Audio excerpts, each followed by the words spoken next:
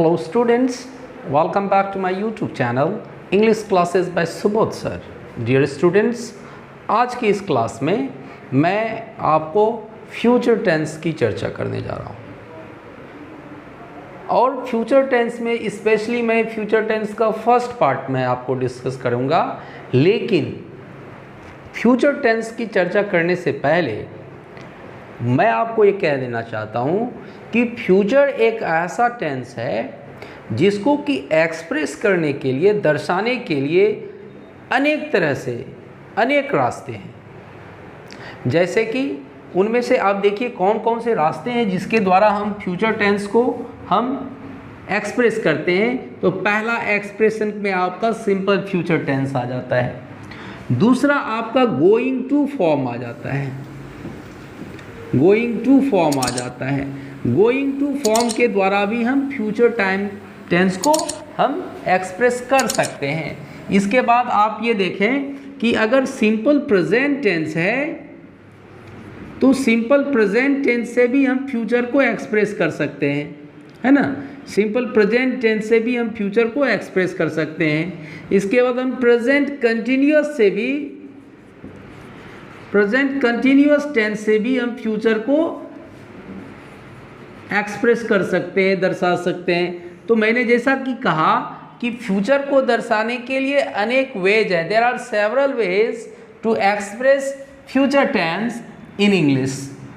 जैसा कि आप देखिए गोइंग टू का फॉर्म, जैसे कि सब्जेक्ट दे दें प्लस इज आर एम दे दें प्लस गोइंग टू दें, गोइंग टू के बाद हम V1 दे दें प्लस डॉट डॉट डॉट दें, है ना। तो इस तरह के वाक्यों, इस तरह के स्ट्रक्चर को से भी हम फ्यूचर टेंस को क्या करते हैं, एक्सप्रेस कर सकते हैं। जैसे आप लिख सकते हो I am going to build a new house. मतलब कि क्या हुआ कि subject plus is are am plus we going to plus V1 plus आप ऑब्जेक्ट दे दिया। तो इस तरह के वाक्य से आपने क्या देखा कि मैं एक नया घर बनाने जा रहा हूं। That means your action is planned. आपका पहले से कोई क्या है, प्लान्ड एक्शन है that will take place in future, है ना। नियर फ्यूचर में, नज़दीक भविष्य में आप अगर कोई काम करने जा रहे हो तो उसको हम दर्शाने के लिए सिंपल मतलब कि ये गोइंग टू का प्रयोग करते हैं। इसके बाद आप जानते हैं कि सिंपल प्रेजेंट टेंस कैसे हम फ्यूचर को दर्शाता है। तो सिंपल प्रेजेंट टेंस का स्ट्रक्चर होता है आपका सब्जेक्ट प्लस V1 या V5, sorry, subject plus V1 या V5 प्लस ऑब्जेक्ट या कॉम्प्लीमेंट। इसके साथ हम अगर फ्यूचर टाइम रेफरेंस को दे दें, फ्यूचर टाइम रेफरेंस को, अब फ्यूचर टाइम रेफरेंस में क्या क्या आ जाता है, आप देखिए टुमारो आ जाएगा, है ना। टुमारो के बाद आपका क्या आ जाएगा, नेक्स्ट, है ना। जैसे प्रधानमंत्री कल अमेरिका जाएंगे। तो इस तरह के वाक्यों को जो फ्यूचर में फिक्स्ड है, ऐसे वाक्यों को हम बनाने के लिए क्या करेंगे, the prime minister visits America tomorrow. देखिए आप, ये टुमारो के चलते है ये सिंपल प्रेजेंट में, लेकिन दर्शाने लगता है स्टूडेंट्स फ्यूचर को, है ना। रहता है सिंपल प्रेजेंट में लेकिन ये दर्शाने लगता है किसको, फ्यूचर को। क्यों, केवल एक टुमारो जो लग गया इसके चलते, है ना। आप देखिए कि प्रेजेंट कंटिन्यूअस में कैसे एक्सप्रेस करता है। तो आप देखिए मैं आपको ग्रीन कलर से थोड़ा समझाता हूं कि प्रेजेंट कंटिन्यूअस का रूल क्या होता है, subject plus is are am plus V4 plus object या कॉम्प्लीमेंट। इसके साथ जैसे ही हम फ्यूचर टाइम रेफरेंस को देंगे, फ्यूचर टाइम रेफरेंस को लगा देंगे तो यह क्या करेगा, फ्यूचर को बतलाने लगेगा। क्या करेगा, फ्यूचर को बतलाने लगेगा। जैसे कैसे बतलाएगा, जैसे अमित कल दिल्ली जा रहा है। देखिए है प्रेजेंट कंटिन्यूअस, लेकिन कल आ गया तो जैसे ही कल आ गया तो यह किसको बतलाने लगा? यह बतलाने लगा आपका फ्यूचर टाइम को। तो इसलिए ऐसे वाक्यों को हम दर्शाने के लिए क्या कर सकते हैं कि Amit is going to Delhi tomorrow. तो इस तरह के वाक्यों को आप, अमित कल दिल्ली जा रहा है, तो इस तरह के वाक्यों को आप प्रेजेंट कंटिन्यूअस के माध्यम से भी, जैसे वह कल एक पार्टी देने जा रहा है, he is going to throw a party tomorrow. नहीं, मैं एक गीत गाने जा रहा हूं, क्या देंगे? I am going to sing a song. लेकिन ये तो मैंने बताया आपको कि फ्यूचर को दर्शाने के अनेक सारे रास्ते हैं, तरीके हैं। उन सारे रास्तों का मैंने अभी तक आपके इस क्लास में या इस वीडियो में चर्चा किया। लेकिन डियर स्टूडेंट्स, आप ये देखिए कि टॉपिक क्या है आपका। टॉपिक है simple future tense.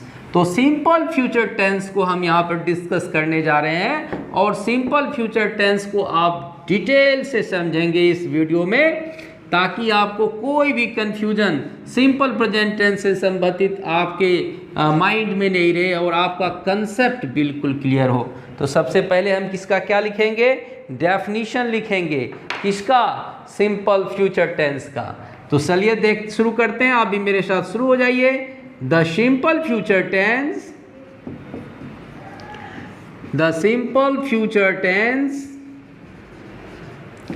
Is used to talk about action, used to talk about actions which we cannot control. It talks about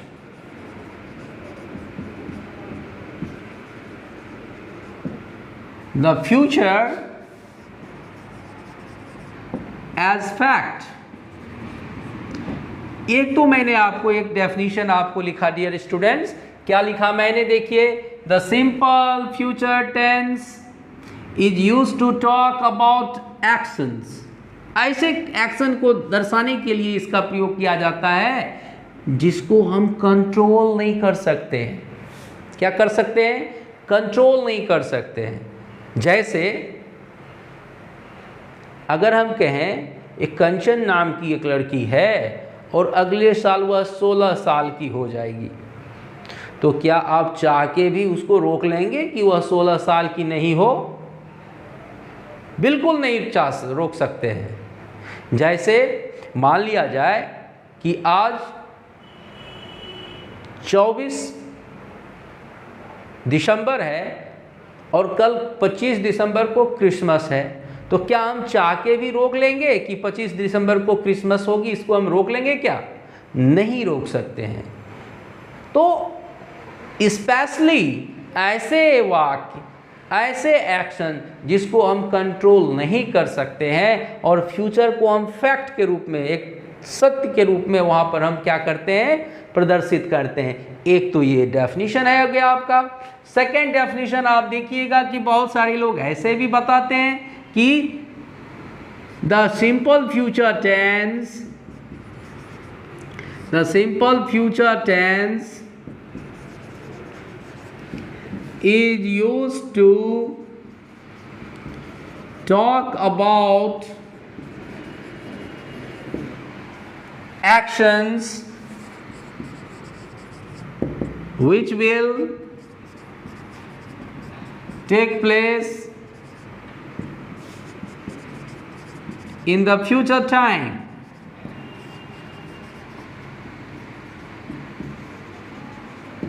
कहने का मतलब क्या हुआ कि सिंपल फ्यूचर टेंस का प्रयोग ऐसे कार्य को दर्शाने के लिए किया जाता है which will take place in the future time, यानी कि जो कार्य फ्यूचर टाइम में होगा, आने वाले समय में होगा, भविष्य में होगा। तो ऐसे कार्य को दर्शाने के लिए डियर स्टूडेंट्स हम किसका प्रयोग करेंगे? बोलिए बोलिए, सिंपल फ्यूचर टेंस का प्रयोग करेंगे। और सिंपल फ्यूचर टेंस को दर्शाने के लिए इसकी आइडेंटिटी क्या हो जाएगी?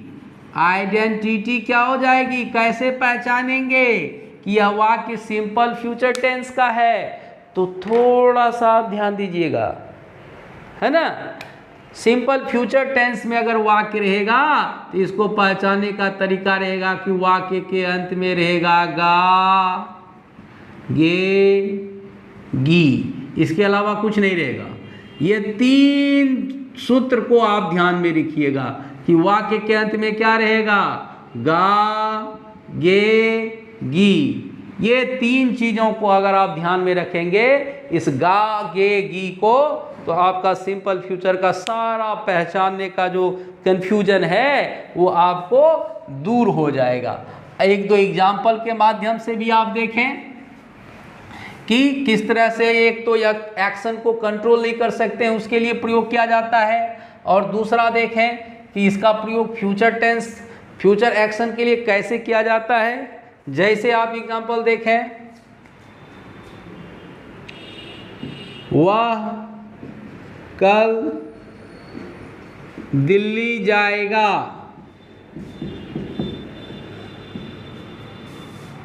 तुम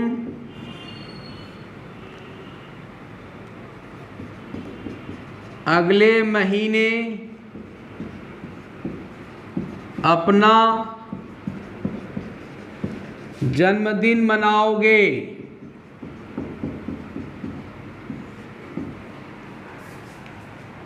कंचन अगले वर्ष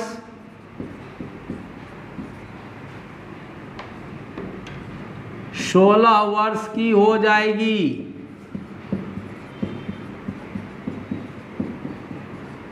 तो इस तरह के वाक्यों को आप आसानी से बनाने के लिए सिंपल फ्यूचर टेंस का प्रयोग कर सकते हैं, है ना। और पहचान क्या होगा इसका?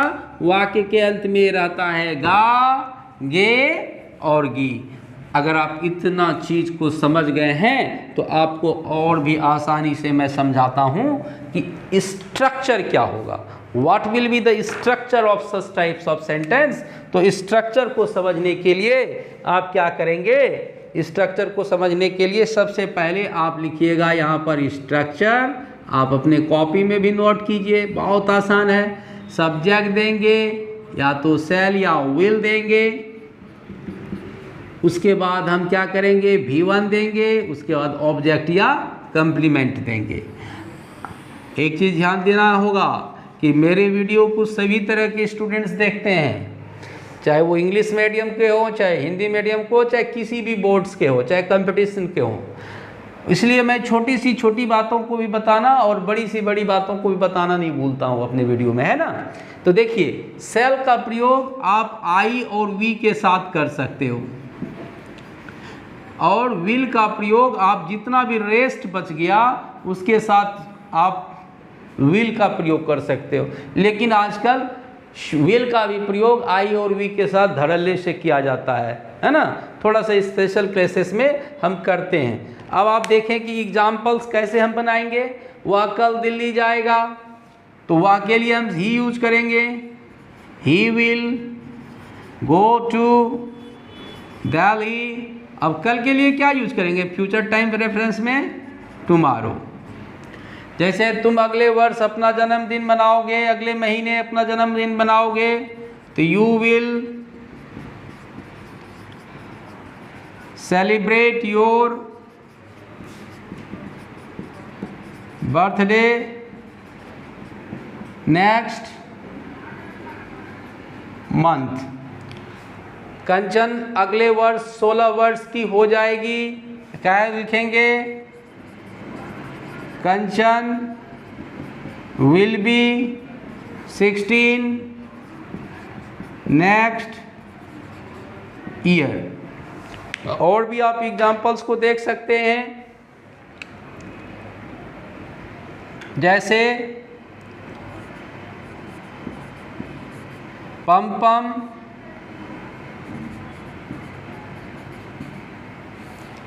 अगले वर्ष